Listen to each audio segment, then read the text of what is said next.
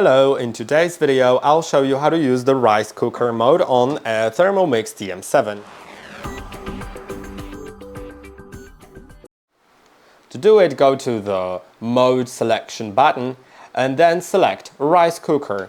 Now you can add the rice to the mixing bowl and add double the weight of the rice of water plus 50 grams more, which means that if you add 300 grams of rice, that you can weigh here of course, you don't need to use the simmering basket, by the way, and it shouldn't be in bags, shouldn't be rice in bags, just free rice. Once you add it and weigh it, double the amount of grams and add 50 grams on top of that, and then add that water. So if you add 300 grams of rice, then add 650 grams of water.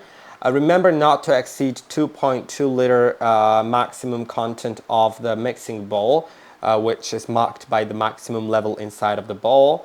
And also, if you're cooking over 350 grams of rice, then instead of adding 50 grams, you should add 75 grams, which means that if you're cooking, let's say 350 grams, then double it, which is going to be 700 grams of water, and then add 75. So that's going to be 350 grams of rice and 775 grams of water.